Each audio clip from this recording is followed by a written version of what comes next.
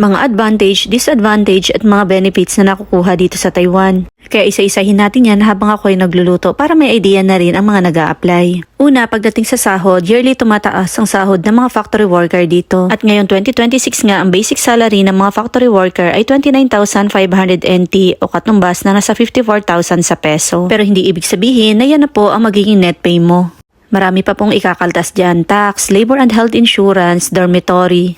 At yung iba may broker's fee pa. At kaya lang naman tumataas ang sahod ng mga factory worker dito dahil po sa overtime. Pag walang overtime, sadyang maliit lang din ang sinasahod. At hindi po lahat ng company dito sa Taiwan ay OT-OT. Ang ibang company po wala talagang overtime. At hindi rin talaga pwede mag-part-time dito. Kasi once na nahuli ka na nagpa-part-time dito, talagang mapapauwi ka. At sa tax naman na kinakaltas sa amin, yearly naman kami may tax refund. At ang pinaka nagustuhan ko talaga dito sa Taiwan, ang healthcare system ng Taiwan. At alam nyo ba, 2 beses na rin ako na hospital dito. Pero ang binayaran ko lang noon, 400 NT lang, kasama na yun ang gamot for 7 days. Lahat na ng test ginawa na sa akin noon, pati ang MRI. Pero not sure na rin kung magkano na ang babayaran ngayon pag na-hospital. At pagdating naman sa cost of living dito, para naman po sa akin, hindi siya ganun kamahal. Katulad po sa amin, dahil nag-a-apartment kami dito ng asawa ko, ang bayad namin sa apartment ay 5,000 NT. At ang kuryente naman namin, umaabot din na sa 800 to 1,000, depende rin sa paggamit namin ng aircon at heater. At sa mga babae nga, pag nabuntis nga kayo dito sa Taiwan, ay meron din kayong makukuha na tinatawag na laubaw. Katulad sa katrabaho ko, ang nakuha niya ay nasa 70,000 NT. At ang nag-process na nun dito ay ang asawa niya. At pagdating nga natin ng 65 years old at nakapagtrabaho tayo dito sa Taiwan, ay may makukuha din tayo ng labor insurance.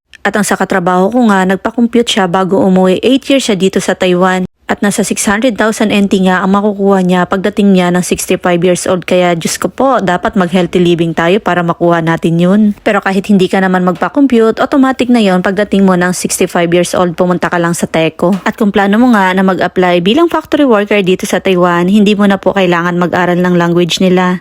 Kasi pag andito ka naman, unti-unti mo nang matututunan yun. Sa una, medyo mahirap pero katagalan naman. Matututo ka na rin. At ito rin, based sa mga katrabaho kong mga Taiwanese, hindi importante sa kanila kung mali-mali man ang pag-pronounce mo. Ang importante sa kanila ay naiintindihan mo at naiintindihan ka rin nila.